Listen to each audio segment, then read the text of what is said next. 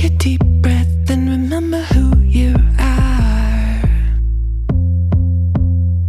Yeah, they're gonna mess with you, baby, you're a star. Stepping in the spotlight, you know that it feels like time to put up a fight, honey. Got nothing left to lose, so let's start right now. Everybody want a piece of you. Gotta give them what they want, it's true. You're so funny, yeah, so iconic. If you didn't know before, now you know. Now you know. Take a big step away from who you were.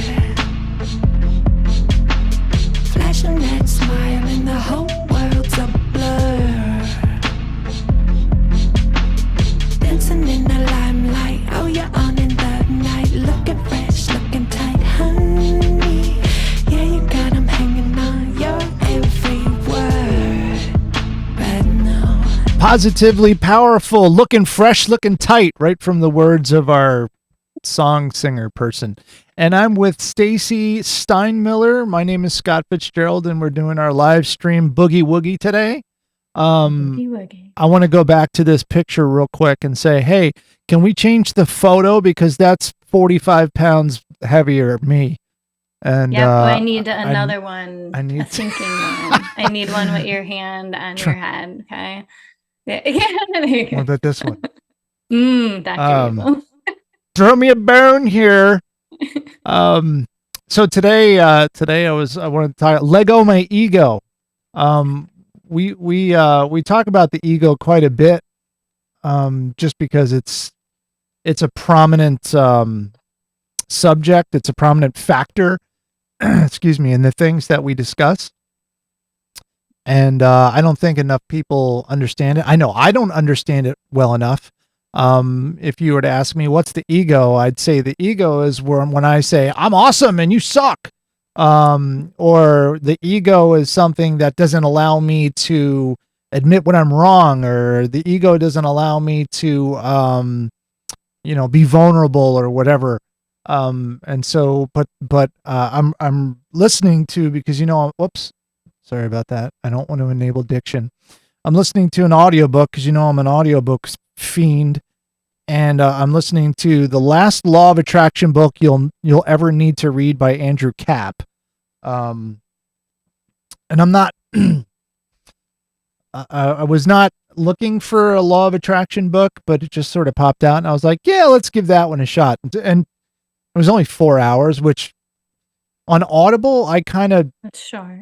it's short. I kind of like to pick things that are like, at least 11 hours or longer. So I'm getting my money's worth. But I was like, forget it. I had an extra credit anyway.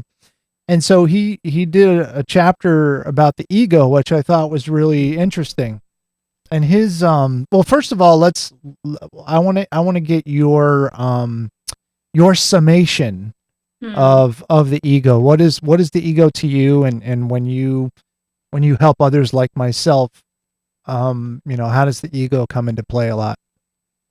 Yeah. Well, when you were talking, the thing that popped into my head was more like Eckhart Tolle, which I know that's my mind keeps going there recently. No, I know. And he's next on my list. I know. Sorry. There's just like a real strong association in my brain and I can't, it's just there still. So what came to my mind is identification with form. So if you identify with any form, that would be ego. Whereas other than formless, so it's form identity would be ego, is how I would summarize it. And that's kind of abstract for me. I need help with that. Yeah. So that's anything. I am the body. I identify as my thought forms, emotions, anything. My physical self. Yes. Yep. Anything that we see as separate. So ego is an identification in separateness. Okay. That's how I look at it now versus like like, you know, when you said like what you came in, that's more of the normal, how we use it. But then when you get more into the spirituality stuff and the stuff that you're diving into now, then it kind of gets into a little bit different of a definition. Well, Andrew Cap in this book that I'm listening to, he talks about the ego as your self-preservation, like Mhm. fight or flight type of thing, where it's like your ego is just there to keep you from dying, essentially. He Yeah. simplifies it down to that. So Yeah. when anytime you want to do something that's um gonna change things, because right now your ego is working at keeping you alive, so everything you're doing is the status quo, and anything you're doing outside of the status quo, like if you're changing your mindset or if you're changing, if you're doing auto suggestion or anything like that, your ego is like, wait, you're doing something different that could kill us. We don't want to die, so don't do it.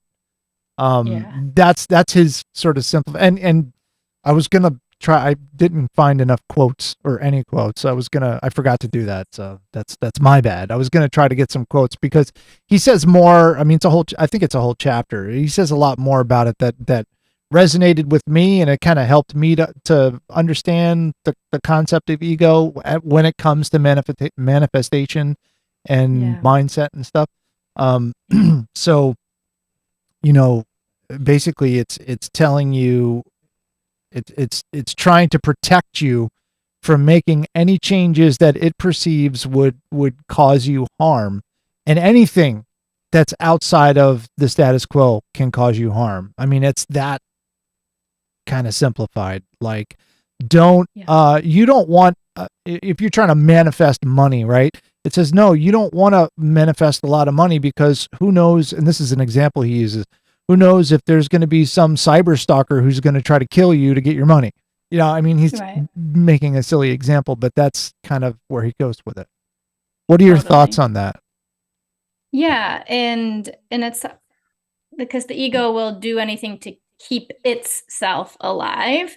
And so, Yeah. since it comes from separateness, it needs to keep coming up with fears, so that it stays relevant, because then otherwise the ego is no longer relevant. And that's where you have like the ego death or dissolving of the ego and things like that, when you move into a energy of oneness, or a divine identity or whatever from there. Hmm. Yeah. Do you see any good when it comes to the ego? Like, what are the positive aspects of the ego, I mean, if well, any? If any.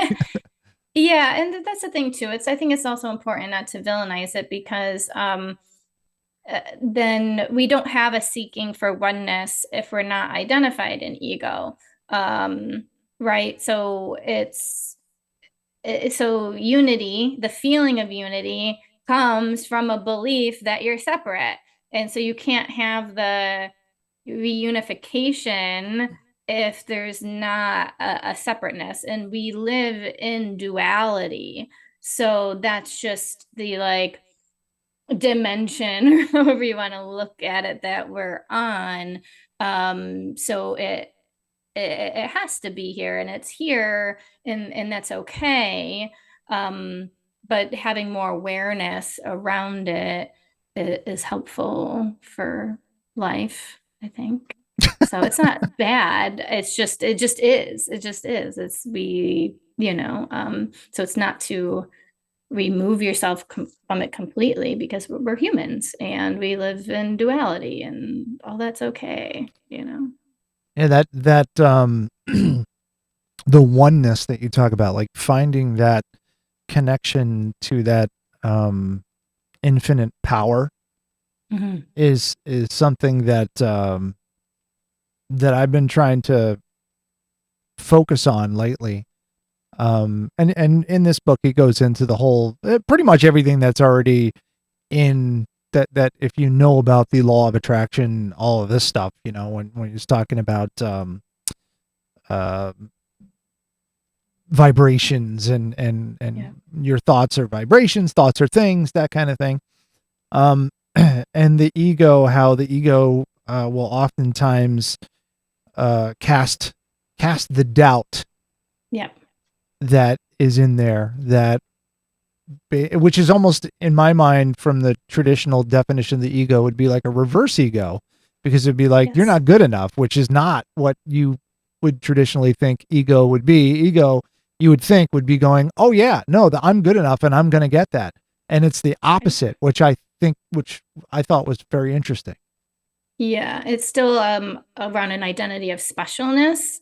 And there's a fear of vulnerability there, right? So it's like I can only be seen if I'm good enough. So if I, like I have to, it's still a belief that I can be hurt or harmed in any way. So there's still some sort of ego identity that you're still not in your power. But yeah, it's just presenting a bit differently than, that standard ego, more like arrogant, full of yourself definition when we think about it. Yeah. Go back to episode whatever when we talked about that. I don't remember that when that was. 5 episodes ago. Who knows? We can make it up. Yeah, episode 304B. Go look for that one. Try to find it. But in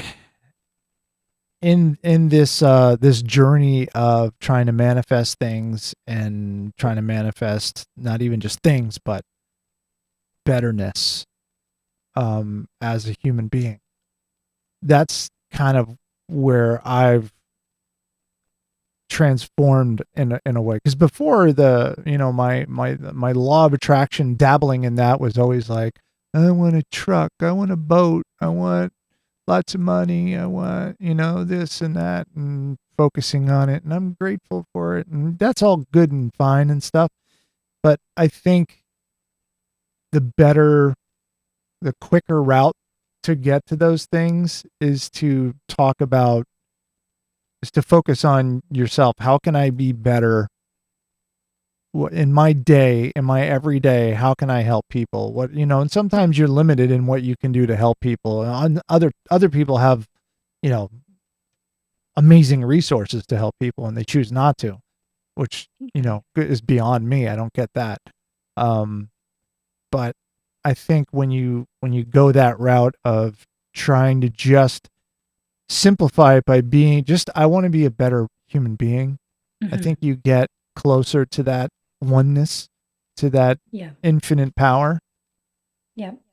And then, because you're coming from service, from a place of service. And then, like you said, the law of attraction, you attract what you are or who you are, not what you want necessarily, so it's more about, like I said, raising your own vibration, and then you put that energy out, and then that's what is matched back to I you. always wanted to know, how, like, these jerk-offs do so well. You know what I mean? Like, you're just complete terrible people, and they're assholes, and they're rude to people, and they step on the old lady to make $1, and they're like super successful. Where do they get theirs? They get theirs in the spirit world. I mean, you know what I mean? Like, when does that come back to them?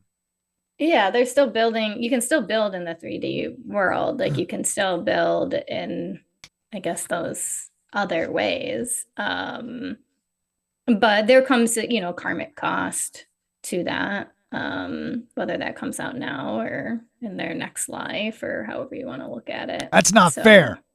That's not fair. But I guess it's That's kind what of the ego says. right. I think it's kind of maybe it is kind of soothing in a way to think, well, he's going to come back as a dung beetle or whatever. I don't know. Something or and I don't like to wish this on anyone, even if they are a dirtbag. But they're going to come back in their next life and just, now I'm getting sidetracked because I'm thinking about this. Would the karmic cost bring them back in a terrible life, or would it bring them back specifically in a life where they're either forced to or compelled to serve? Yeah, I don't know, right?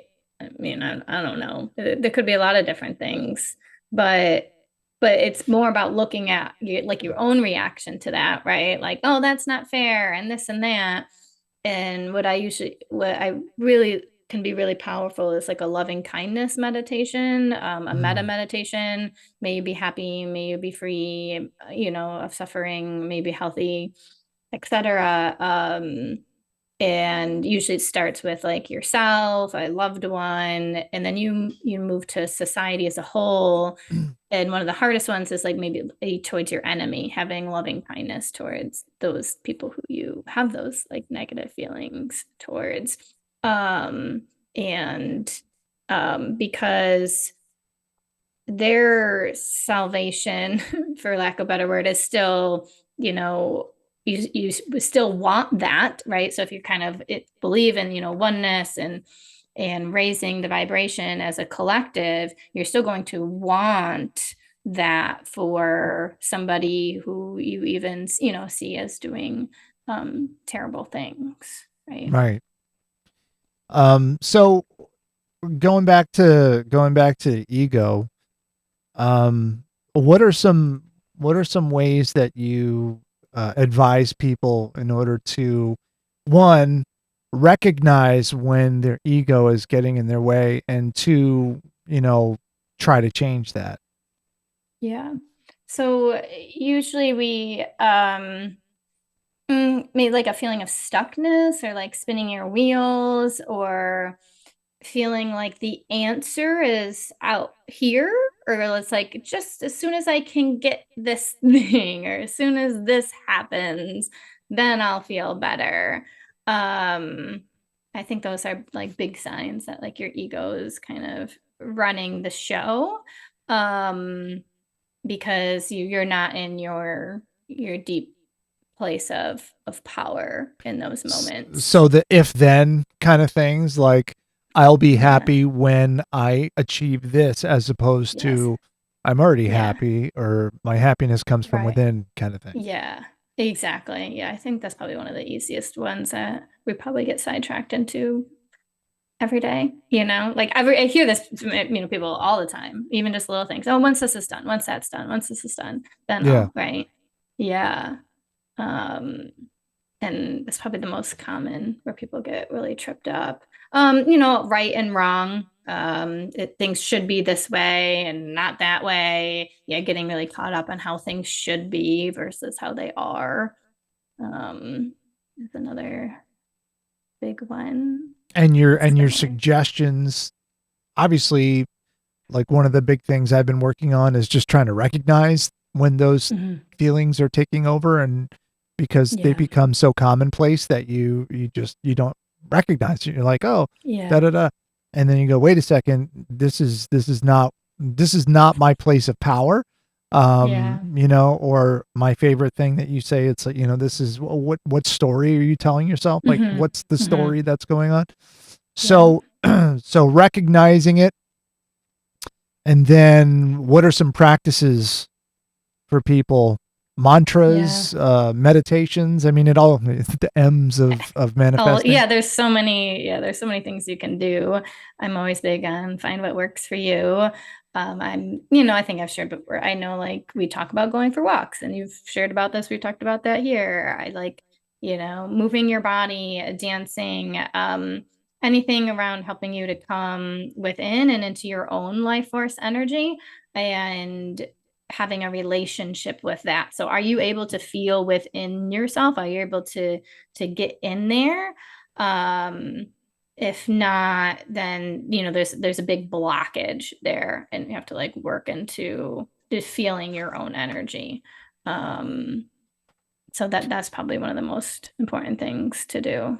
And what would you say to someone who needs like has a loved one, and they can see that they're stuck in that mode?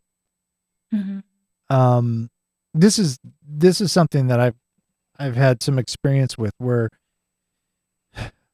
I don't want to say that I'm enlightened, but I have learned a lot. And so I can recognize when certain people are not in their power, and when Mhm. there's that block, and when all that stuff is happening, and I really want to help them, but I also don't want to, get up all in their business and tell them what to do, and I think that some people need to work it out on their own. But Mhm. how would you delicately make those suggestions to people, like, you know I don't even like, because Yeah. sometimes if you were to go, you're not in your power, they'd be like, shut up. Yeah. Right. F Yeah. you. Yep. So what would you Yeah. do? What would you do if your really good friend was stuck in that way? Now, obviously, anyone who's good friends with you is going to know that you're going to come up with that, but for the average Yeah. person, what would you say? Right. Yeah, there's a lot of different ways. You can always ask if, like, do you want support on this or do you want advice on it? You can always ask them directly. Um, One big thing I think that's always helpful is to not identify with their victim mentality and see their true self beyond that and talk to that part of them instead of talking to their victim identity that they're in. So I often do that. I'll just talk beyond. I think we talked about this recently, actually. Like I'll talk beyond and just see the person as capable and able. And I don't buy into the illusions that they're not capable. But that's mostly what I do. Yeah, because I'm pretty Yeah. sure you did that with me. I did that with you, yeah, like a week or two ago. Yeah. Yeah. So yeah. Well, Um, that's interesting because let's see, what does Paul say here? Fixing you will not fix me, but that's compassionate to recognize that in them. That's the part that where you're treading on, you know, thin ice or whatever. When you that's why I said, I don't want to get up into people's business and be like, mhm. presume to be able to help them solve their problems, and a lot of Right. times they need to get through it themselves. But I like that. I like your approach, which is like speaking past that, speaking to their power and not their Yep. victim mentality. Yeah. Um, It- Oftentimes Yeah. I will change the subject and talk about, I guess it's the same thing that you're talking about. I will talk about like good things that they do, or Mm, how they crush it in some other thing, and be like, oh, well, yeah. what are you talking about? Look what you just did, and that kind of Yeah. thing. And sometimes that'll help them get out of it. But I tell you what, though, being in, sometimes you are just so stuck in that mood. That Hmm. mood, that Yeah, mood, I know that. I know it really well. that Trust me. mood where that mood is just like, Yeah. it's all bull crap. Nothing's gonna work. Bah. Yeah. Um, Right. So there's nothing you can say or do that, you know, so it's okay. So if you feel like you need to, then that's about you. Then it's like, what's going on in me? Why do I feel like I need to fix this or change this person or give them their advice or hmm. whatever? Like that's a me problem, not a them problem, Is it a right? problem though? If you feel like distraught about it, right? If you're distraught about their distraughtness, Yeah, is that a right. word? Yeah. Like if Distress. yeah.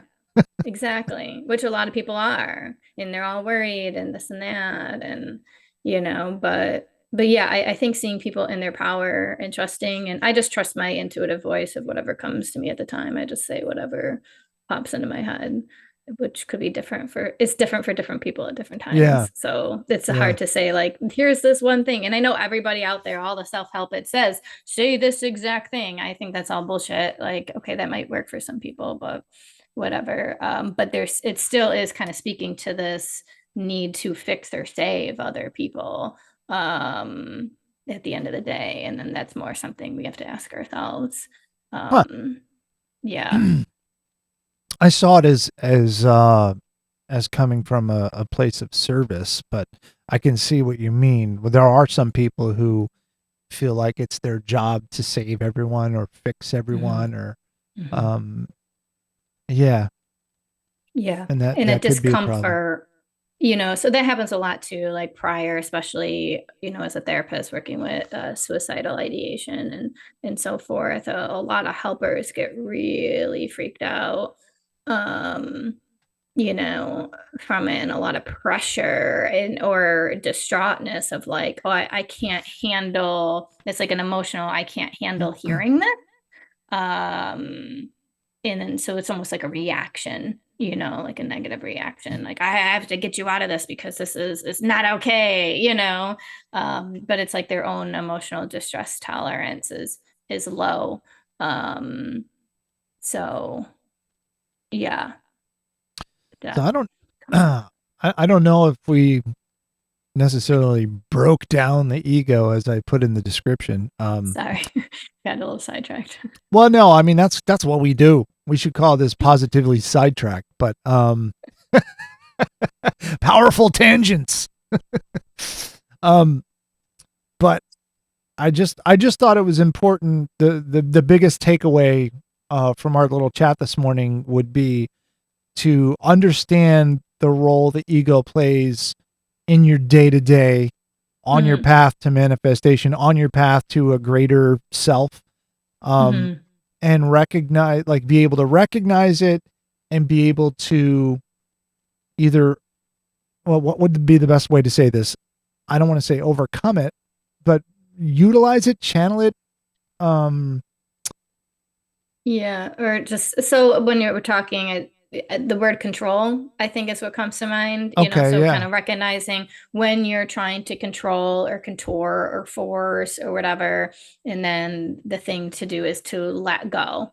Um, So control is really, that's really the key word when it comes to yeah, ego. The ego is trying to control, yes, and yep. probably one of the biggest things that I like, the biggest aha moments that I've had in the last 8 months or so has been letting go of the Mhm, things that I know I have no control over, mhm. Yep, and yep, not fretting about that. I'm trying to teach my kids the same thing. And I'm yeah, like, you can't, and that even comes to other people, like, oh, this guy's being such a jerk at work and this and that, and I'm like, can't control him. You can, I right, mean, if he's being like, disruptive or whatever, you can go talk to the manager or something like that. But it's like, right, if this person comes in and they're just a jerk, just stay away from them, yeah, yeah, or tell them, stop being a jerk or I'm going to kick your ass, because that's right. that's That uh, that's works good too. workplace behavior, right? That's perfect. Smack them with a hanger. So what Right. do you got? What's coming up for you? You got anything Mm. cool coming up with Radical Life Coach? Question. Yeah, it's a good question. I was just thinking actually, we're doing a book again. It's been a bit. I did what, the Four Agreements, I don't know, a Yeah, couple months ago. This is yeah. me trying to grab the book with a bunch of stuff I have on top of it. So September, we're taking 3 weeks to go through the War of Art, break through the blocks and when your inner creative battles. Mm, So that is coming up. So it's broken into 3 sections on resistance. nice. Um, so I think that'll be really fun. So that's coming up. In my other group, we just had our Virgo new moon call. We set new intentions and we're working through that through the month. And then we have our weekly group coaching. I am And going that's to amazing. I'm going As you to so I just because I'm not a reader anymore. Mhm. What is that book called again? The The War War of of Art Art. There it by is. Stephen Stephen Pressfield. Pressfield. What are you giggling about? Because it's in my library. It's in Oh, my it's in my because Audible I library. You probably probably because of me, because I put that we're doing yeah, that. I think I posted this a while ago. I was like, I don't that's feel like doing this in the summer. Let's wait till September. So that's that's why I pushed it hilarious. out. Well, I'm gonna have to download that because I want to take part in that. I think that's really coming from a working in a creative field and always kind of trying to reach my inner creative self. I have been complaining for the last forever about creative block. Like, I had some stories that I wanted to write, maybe short films or even feature films, and I just couldn't get it done. I have a whole bunch of like 25-minute scripts, that are all these different stories. And I'm like, maybe I can put them all together and make them vignettes. No, it doesn't work that way.